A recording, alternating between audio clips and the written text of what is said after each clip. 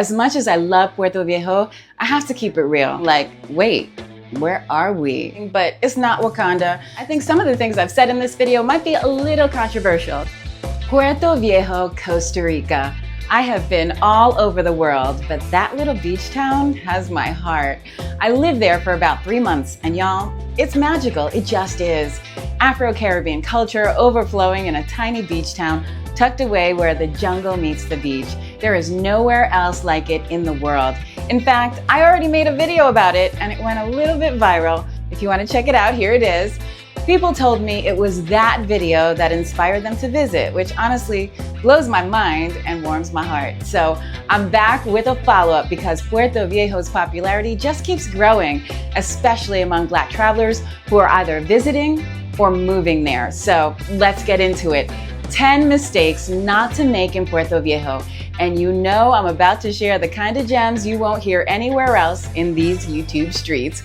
But first, hi, I'm Marlie Hall. If you're new here, welcome. I'm a news anchor turned nomad. I quit my career in broadcasting to travel the world. On this channel, I share travel tips, destination guides, and personal stories I hope will inspire you, especially if you're a woman ready to reinvent her life through travel. So if that sounds like your vibe, go ahead and hit subscribe and let's do this together. All right, so let's get into it. Number 1. Don't assume that Puerto Viejo is super safe. Yes, it's laid back and beautiful. I love how chill the energy is in Puerto Viejo. Like it's giving barefoot, beach bike, coconut water lifestyle, but it's still a tourist destination and petty crime does happen. There have also been some reports in the recent past of women being attacked and worse. So as much as I love Puerto Viejo, I have to keep it real. Don't walk around alone late at night and make sure the taxis or tuk-tuks you use are trusted and vetted. This is especially important for solo travelers who are women. At the end of the day, I still think Puerto is a safe place to visit. You just have to take precautions. Number 2, don't rely on visa runs. Okay, this one is breaking news. The journalist in me just can't help it. Costa Rica is starting to crack down on what's being called perpetual tourism. You know, doing a quick border run to Panama to renew your tourist visa, get that stamp, and you're good to go for another 90 days. Well, that may be a thing of the past. Visa runs aren't illegal yet, but they're becoming riskier and more restricted. Costa Rican lawmakers are currently trying to impose waiting periods before you can come back in. So if you plan to stay long-term, look into legal residency options because I would not chance it. Number 3, don't expect to see a mostly Black town. I know a lot of Black travelers are drawn to Puerto Viejo for the Afro-Caribbean culture, and it's there, trust me. I remember getting there for the first time expecting to see nothing but beautiful Black and brown faces and being like, wait, where are we? Don't get me wrong, the local Afro-Caribbean community is rich and amazing, but it's not Wakanda, so don't be surprised to see a lot of white folks. I don't know how else to say it, a lot from the US, Europe, and Canada. Many of them own businesses, they're raising families, they have been there for years, and they're not going anywhere. So if you're expecting an all Black and brown community, just know that it's very mixed, and in my opinion, becoming increasingly gentrified. Number 4, don't expect power, Wi-Fi, and water to always work. Power outages are a thing sometimes. They're usually short, maybe a couple of hours, but if you're working remotely or living that digital nomad life, you'll need a backup plan. I highly recommend bringing your own personal hotspot or an eSIM card service like AirAllo. Always keep your devices charged and have a plan B. Also, water pressure and internet speed can be inconsistent as well, depending on where you stay. Number 5, don't assume it's cheap.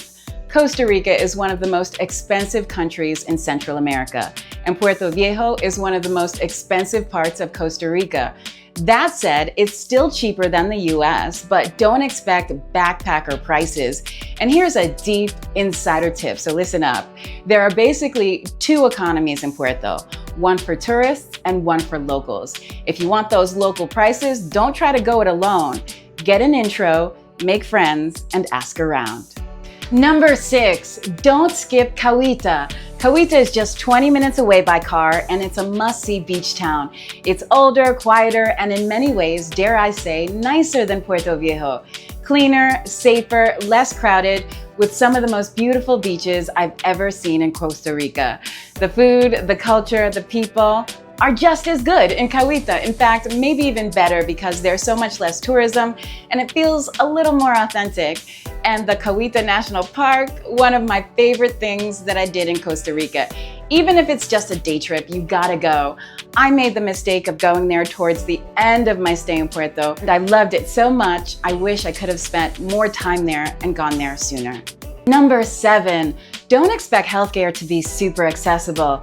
Costa Rica is known for great healthcare, but in Puerto Viejo, not so easy to get. There are some small clinics, kind of like urgent care centers, but for anything more serious or chronic, you'll have to go to the nearest hospital, which is in Limon, the closest city, the closest big city that is. So if you have a chronic condition or some medical concerns, or if you're traveling with children or the elderly, that's something to keep in mind for sure. Number 8, don't come without everything you need. Listen, shopping options are limited and Amazon is not your friend here. Packages don't come directly to your Airbnb. To get stuff shipped, you'll need a freight forwarder or a third-party shipper, and by the time your package arrives, you'll have paid twice or 3 times the price of your items. So bring your must-haves with you: hair products, meds, electronic devices, gear, all of that. One time I needed a pair of running sneakers and I could not find a single store in Puerto that had them. Sometimes the easiest and most convenient way to get something you can't find in Puerto is to drive to the closest big city, which is Limon. There are a lot more shopping options there.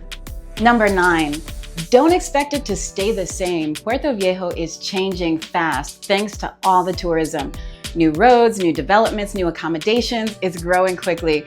The vibe is still beautiful, but it's definitely more crowded, especially during high season from December to April. Traffic and congestion downtown are becoming more and more common. That laid-back jungle town energy, it's slowly shifting. Number 10, don't bother converting your currency. They use US dollars almost everywhere in Puerto Viejo, and if you need cash, ATMs usually give you the best option for withdrawing either US dollars or Costa Rican colones. Plus, ATMs get you the best conversion rates, so don't waste your money converting all your cash before your trip. I know that was a lot of info, and remember, I'm not telling you this to scare you or ruin the Puerto magic. I just want you to be prepared so when you go, you're not caught off guard. Puerto Viejo really is special, but being in the know makes your trip smoother and a lot more enjoyable. Have you been to Puerto Viejo? Are you planning to go? Also, I think some of the things I've said in this video might be a little controversial, so let me know your thoughts in the comments. And if you want more insider info, be sure to watch my other videos about Puerto Viejo. Check them out right here.